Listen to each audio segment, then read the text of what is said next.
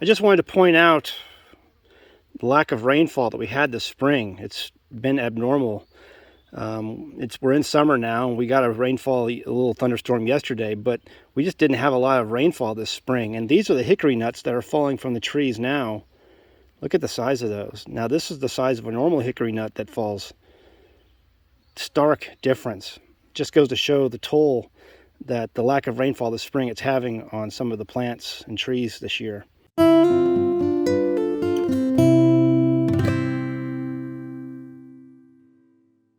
So a lot of people right now are in a drought. I have seen the comments, I've gotten the emails, I've been watching the news and the weather reports around here. We just did not get a lot of water this spring. Normally there's a couple times in the springtime where we'll have like a week's worth of rain that just won't quit for that full weekend. By the end of the week, you're like, please stop raining.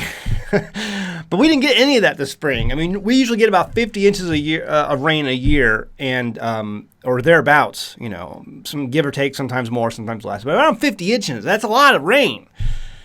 And we didn't get it this spring. We just didn't. And so going into the dry months, which are normally dry in July and August, and they said there's some El Nino, whatever, something going on out west. We don't really know if that's going to continue on because weather forecasters are weather forecasters, and they're usually never right. It's like going to the casino and rolling the dice and taking your chances.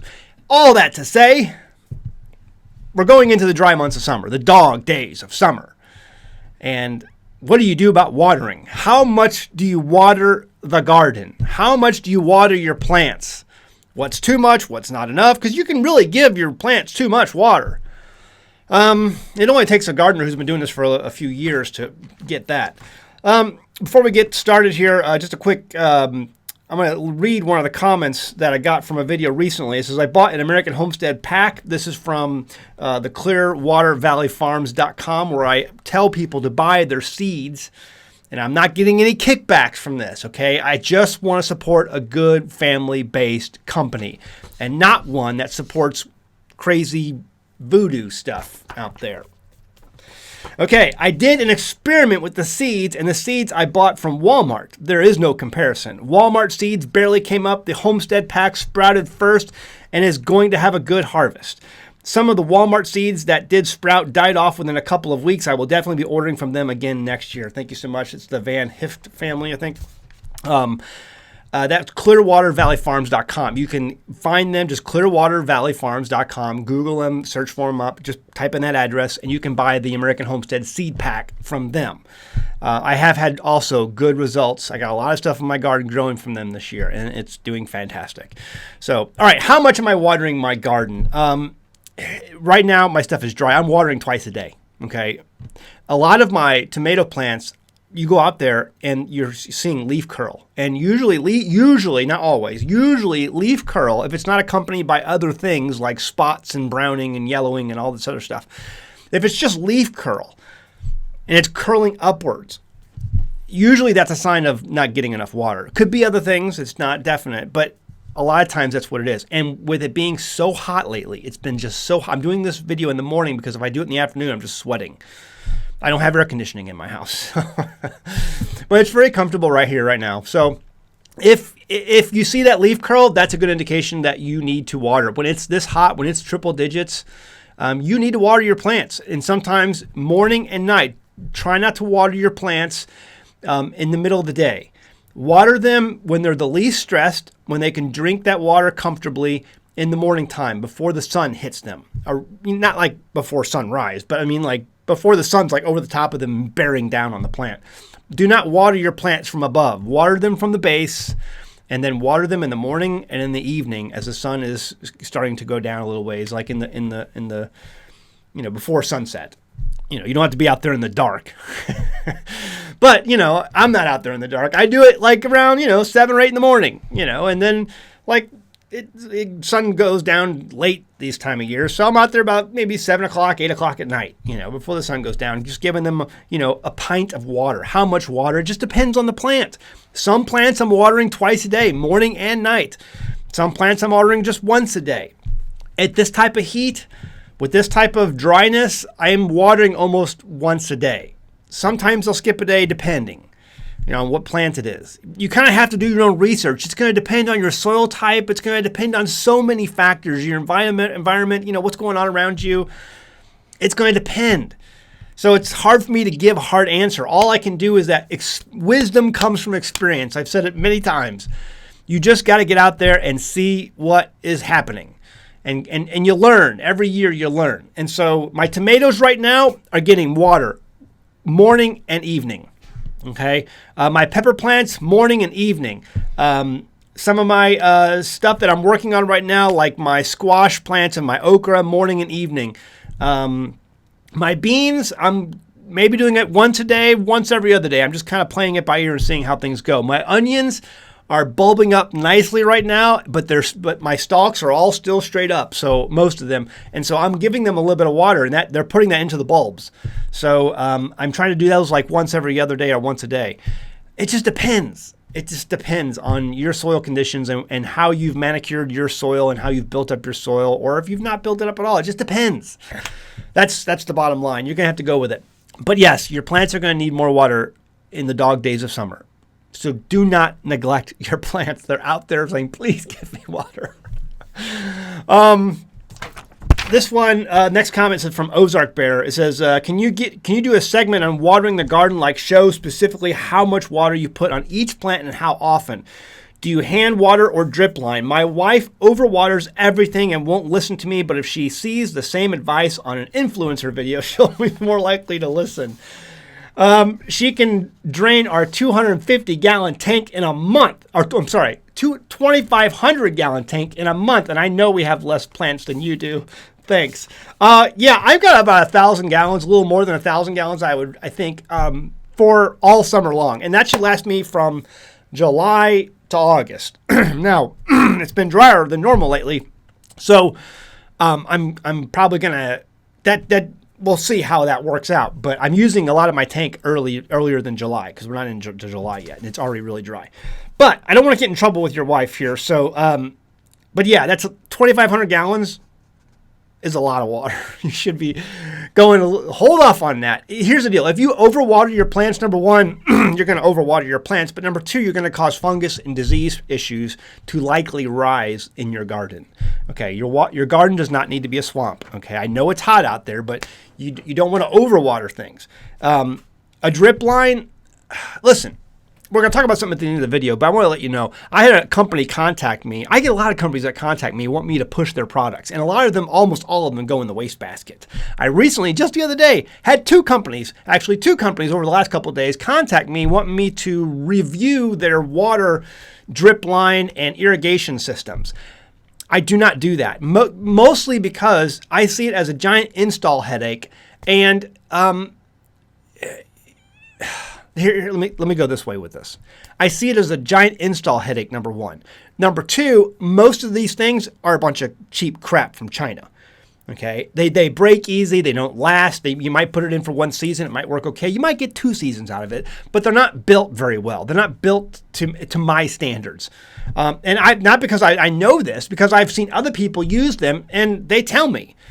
So I'm not going to review something. If I'm going to review something, it's because, number one, I'm passionate about it. Number two, I want my audience to get some use out of it. I feel that it's going to be beneficial to you. And so I haven't done a drip line. The third reason I haven't done a drip line or some sort of irrigation system for my garden is because I like the idea of using that manual eyes on target. I want to know what my plants are doing. And simply going out and flipping on a switch and letting it run for however long, that does not give me eyes on target. You need to be present with your plants. You need to be present with your garden. You need to have eyes on so that if there's something going on out there, you know about it. And putting in a drip line irrigation system removes you from the situation. I go out there and my tomato plant, based on how this tomato plant looks, I'm going to give it this much water. Based on this tomato, I got plants out there, tomato plants that are getting a little bit of leaf curl. I give them a little more water than I give the other one. The other one looks perfectly fine sitting next to it. So why paint with a broad brush if you don't have to? Does that make sense? So I'm not coming down on you guys if you have a drip line irrigation system or if you like yours. Leave a comment below. Let me know which kind of system you're using. Is it a good quality one? Did you have one that you used for a while and it just fell apart like some other people have told me? Leave a comment below. Let me know. But I haven't seen one that really stands out to me. And most of the companies that are emailing me look like just a bunch of cheap Chinese garbage. So you got to make sure, 2,500 gallons. I don't want to get her upset at me, but that's a little too much. That should last you all summer easy, especially if you have less plants than me. I don't know. Let me know what you think if you agree with me in the comments below. But there that is. Next comment is, you have a water well. How can you have water issues unless the well runs dry? Number one, we use all of our rain catchment tanks. We have about 10,000 gallon water capacity on the homestead for different various issues and reasons. So we have like animals, rain tanks. We have garden rain tanks. We have home rain tanks. We have rain tanks in almost every building because we want to be able to catch water and use that water for whatever specific purposes we may need it for. Or if things get really tough when it comes to rain throughout the year, we can take some tanks that are really full and transfer those to other tanks that really need it. Does that make sense? And we have transfer pumps that we can use that with, and fire hoses, so we don't have to wait forever. We can actually do a large tank very quickly if we need to. Anyway, maybe we should do a video on that at some point on the transfer tanks, but let me know if you want to see that in the comments. As far as a water well, we do have water wells. We have 2 wells near the property, actually 3 on the property, but 2 nearby the houses here. And so if we used all of that, we would run them dry. I mean, do you know how much the average person, according to Google, uses 60 gallons of water per day, according to Google. 60 gallons of water per day. That's not counting animals. It's not counting plants and trees and fruit trees and nut trees and gardens and all that other stuff. That's not counting any of that. And our animals drink a lot of water, especially when it's hot right now. I mean, try being a sheep out there in, 3-digit temperatures. It's hot. So they're visiting the water trough. Joshua's doing his best to keep that thing full. So we're going through a lot of water. We would drain those wells. So we need the rain tanks. Not only that, but one of my biggest reasons for using the rain instead of the well is hard water versus soft water. The rain is soft water. It's much more easy to run through a water system in a home. It doesn't have the mineral deposit issues, which we're going to have a video on at some point coming up soon. That stuff is important. And so I will use rainwater every day over any day over the well water. I have the well water as backup. It's good to have it. It is water. Water's water. But I definitely like the soft rainwater much, much better. And if you ladies out there shower, you will know the difference because your hair will tell you.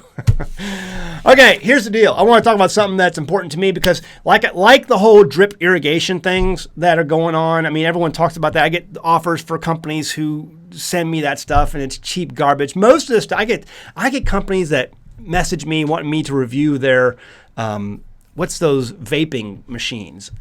I'm not going to mascara, and I'm like, do you even watch my channel? So I'm like, we really love your channel, Zach, and we think our product would be a great fit for you. Try our mascara. What do you think about our cosmetics? What? They're not watching my channel. They're just form letters. They're just trying to spitball stuff out there so you can review it and they can get more hits off their products. Anyway, eventually products come to my inbox that I feel passionate about. Zeal is one of those. Genesis Gold Group is another because I think these are important. I think Zeal, I like being healthy. I like having, that product. And there's lots of benefits to that product I see. And so I use it all the time. And I think it's good if you use it too. It's expensive. Genesis Gold Group. I mean, gold and silver is expensive. But I read history. I'm passionate about metals. I know what is money and what is currency, and they are not alike. So I'm passionate about those things. Another thing I am very passionate about is privacy and security. Now, I'm not going to be pushing like NordVPN or anything on you, okay? The other day, I got a letter in the mail, and it was from the state of Arkansas letting me know, it's a big old fat thing, multiple pages. See all these pages? Look at all those pages. Big old fat thing telling me that my kid's data has been compromised and all about why it happened, how it happened, the notice of the data breach, what can be done about, what should I do, blah, blah, blah. If you ever got stuff like this in the mail, sure you have. I've gotten this stuff in the mail before too. I'm not worried about it because I know how to protect my data. Years ago, I read a book by Cory Doctorow. called Little Brother. And it was a fiction book, but it was talking about all kinds of security and online PGP and steganography and all this stuff that I really just thought was amazing. Okay, about securing, digitally you, and how to. It was just an amazing book. Amazing book. Anyway, it opened the door to a bunch of stuff that I started to get knowledgeable about. Years ago, I started using a password manager because I'm in the web design business, and I know people, my clients, who have horrible passwords. Like, you can't use this as a password. It'll fall to the easiest of dictionary attacks. Guys, if you want to learn more about hiding your privacy and securing your data, we're going to do a webinar coming up in a week or so. And I'm going to allow you guys to register for this thing. It's by a guy named Glenn. He's going to come in and he's going to show you some easy, amazing, just simple ways to guard yourself, to guard your phone number, to guard your email address, to keep these things, even though if you get a data breach and stuff gets out there, you don't have to worry about it. What was that thing that came out a number of years ago? I think they got sued. It was like, Rush Limbaugh used to promote them. It was like some sort of ID blocker or something, some company out there that would guard your ID and guard your data and all stuff. Anyway, they made promises they couldn't keep and they got sued because, Anyway, this is stuff you can do yourself that they would normally do. You have to pay for, but you're going to learn how to do it yourself and you're going to be able to teach your family how to do it. So it's a webinar. It will cost money, but it's highly worth it. Again, I don't bring a lot of products to you unless I know they're worth it. Okay, so we're going to talk about that coming up in the next week. Stay tuned. I'll have more information on videos coming up really soon about that. All right, guys, leave a comment below. Let me know what you're dealing with the water. And man, it's hot out there. Do the best you can. Again, you're going to learn from experience. The more you go through this, the more you're going to learn. And if you have a question, leave a comment below. Maybe I'll make it into a video. I had a lot of people ask about water, and those kind of questions kind of wrapped up most of the questions that came in. So I figured I'd do a video on it here today. All right, guys. See you next time in the Homestead. Bye! The largest Roman gold stash ever found was in Trier, Germany in 1993. 2,500 Roman coins worth over $1.2 million in melt value today was pulled from an excavation site. The obvious lesson here is that gold holds its value over time. Now, take this stack of old Soviet Union rubles. Do you know how much these are worth? Zilch. It's paper. It holds no value, and like all paper and government fiat currencies, will not last the test of time. Nobody 1,000 years from now is going to unearth these and jump for joy at the wealth that they have just uncovered. Only one historical example of wealth preservation has stood the test of time over and over again: the safeguard of physical gold and silver. If you have spent your entire working life putting money into a 401k or other savings and investment products, they have likely made pulling your money out either very hard or almost impossible. Genesis Gold Group can help you put that money safely into a physical gold and silver product that, like the Roman coins, will maintain their buying power long into the future. Call Genesis Gold Group today, right now, and let them develop a strategy for your savings, 401k, or self-directed IRA. A strategy of physical gold and silver. You can call the number on the screen or visit them at genesisgoldgroup.com. And be sure to say that you heard about them from an American Homestead.